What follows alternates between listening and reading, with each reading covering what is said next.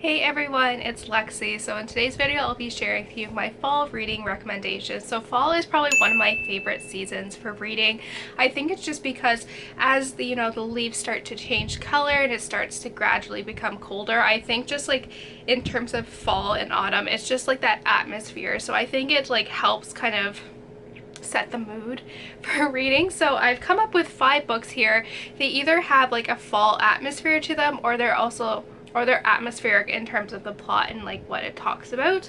So they're kind of all over in terms of genres. So without further ado, let's get started. So starting out, I first have The Bone Garden by Tess Gerittsen, and this is a book that I read in October, and I think that is like the peak time to read this. So it follows a woman in present day who ends up purchasing a house that was built in the 1800s, and as she is kind of going through she's kind of working in the garden, and she finds a body, and this body ends up belonging to a woman from probably around the mid 1800s, and so that kind of like sparks her intrigue with the history of the house and the owners of this house. So she kind of goes into a deep dive into the history that was going on during this time. So the story flashes back to Boston during the mid 1800s. It follows a woman whose sister just died during childbirth, so she is left taking care of her niece, and then she also crosses paths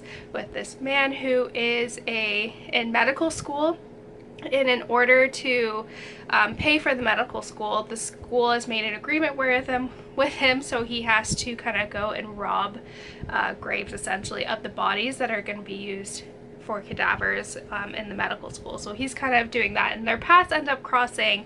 And while this is going on, there is a series of high-profile murders that are going on in Boston at this time, and their stories kind of get intertwined with that of the murderers. So this one is totally spooky, just how Tess Gerittsen is able to depict Boston during this time, and it's foggy in the streetlights, and it's just really creepy and atmospheric, and it just has that fall creepy Halloween-esque type of atmosphere, which I love. Like I said, I read this in October a couple years ago, and it was super, I feel like that was the perfect time because the leaves are starting to change, and it was just super creepy. So this one is really interesting. If you kind of like historical fiction, I think this also kind of ties into it as well. You get that historical aspect of Boston during this time. Like I could totally picture like the cobblestone streets and the mist and like all that. Like it's super creepy, and if you like kind of like a suspenseful thriller mixed in with historical fiction, then this is the book for you. So this is like a dual storyline as well, historical fiction novel, and it is The Forgotten Garden by Kate Morton. This is probably one of my favorite Kate Morton's books, and it basically follows this woman who finds out that her grandmother has passed away, and as she's going through her grandmother's stuff, she stumbles upon this very old and strange book of fairy tales, and so that gets her very intrigued in her grandmother's past, because her grandmother was kind of, when she was a kid, was sent on a boat to Australia, and no one knew who her, like she was adopted by people in Australia, but they never knew her past and like where she came from. So the granddaughter goes out to England to try to figure out her kind of grandmother's past and history. And so as this is going on in present day, we get flashbacks to what was going on in London during the early 1900s, and it follows a girl, and it kind of goes off from there. And what I really like about Kate Morton is how she's able to seamlessly weave in the past and present storylines. I think this is something that she really excels at, and the way you kind of get the past storyline intermixed with the present day narrative, it also is like you're kind of following the granddaughter's kind of walk through her grandmother's history. So it's very interesting like that. But I think again, this gives me like fall feels, because you can just picture just even look at this, like it's a cottage in fall. So like I feel like it totally does that. But this is, Tucker is sneezing, I apologize, but I feel like this is just like a book you just need to immerse yourself in, and it just has that atmosphere. It's like, I think it's done really well. So I think this is a book you just need to experience and just go into it and just kind of immerse yourself in it, because you get, you know, London during the 1900s, early 1900s, with like the smog, and then you get kind of like the countryside as well. So it covers all the bases. So if you like historical fiction with some like little mystery in there, I think this is the book for you. And it's like peak time to read it during fall. Like, look at all this. Like, I feel like this just great, like this cover just is like autumn-esque. So this is a series that makes me feel like warm and cozy.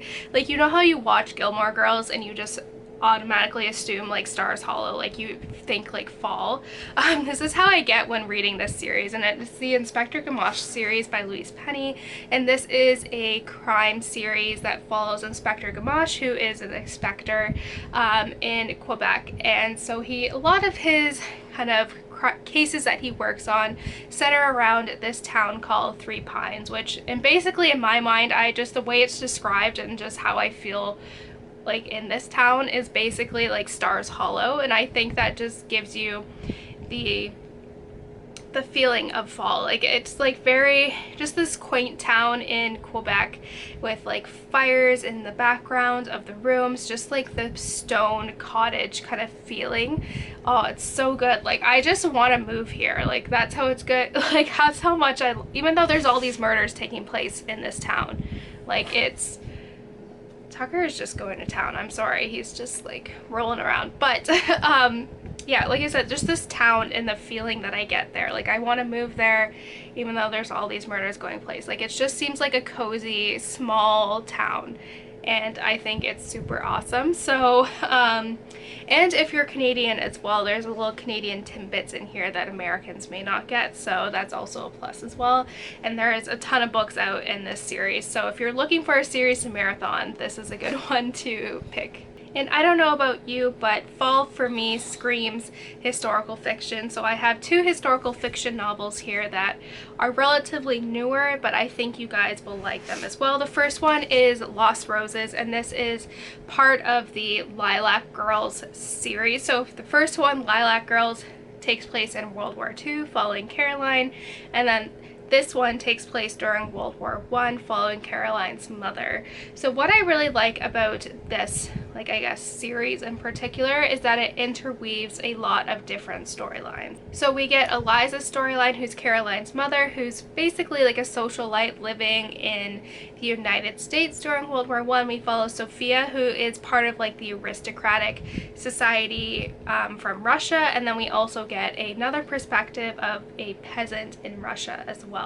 So as you can tell, like, during this era, especially in Russia, there was a lot of unrest, especially with, you know, the Romanovs and all that. So it kind of ties that in, and I was always super fascinated about that period of Russian history in particular, and I never read a historical fiction that kind of deals with that. So it kind of follows these three women who have very different paths throughout World War I as like the stage of kind of their stories. And I think this one, again, is super fun. It's a good historical fiction because usually I gravitate towards World War II historical fiction, so I feel like this one is very fresh and unique from a lot of the popular historical fiction. So, and it's just very interesting, and just setting up the stage of Russia during the revolution, I think, is just super interesting. And this is a series you don't necessarily need to read in order. Like, Lilac Girls is the first one, and it follows Caroline, you know, 30 years from now,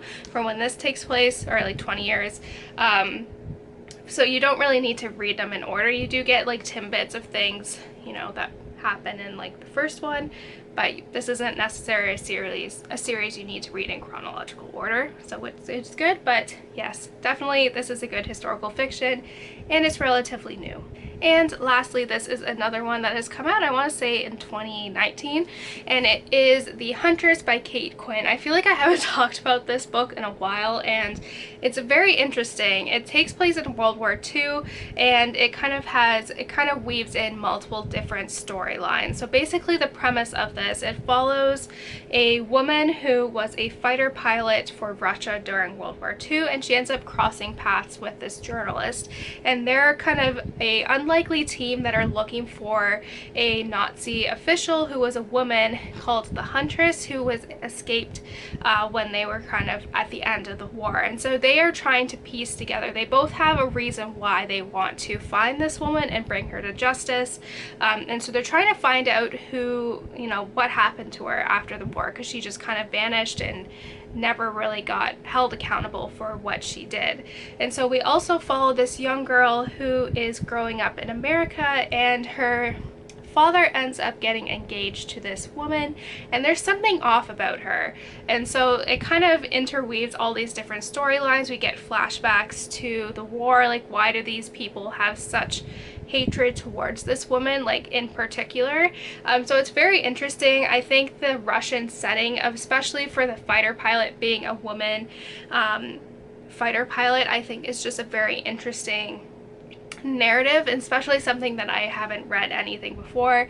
It's very, like, again, especially like Kate Morton as well, this author is very good at interweaving the past and present storylines and making it flow. Like, I don't feel like it was very stop and go. Like, I feel like with some dual storylines it just is like stop and go for each kind of transition in the narration, but this one doesn't have that. It's very seamless, and it was just, especially the end, like it was super intense, so it's just amazing. So like I said, I'm a sucker for historical fiction, and if you haven't read this, I think you guys will. So that's it, guys. I hope you guys enjoyed this video. Let me know in the comments below what some of your fall reading recommendations are and all of that fun stuff. So yeah, thank you guys so much for watching. Don't forget to give this video a thumbs up, and I will see you guys next time. Bye, guys.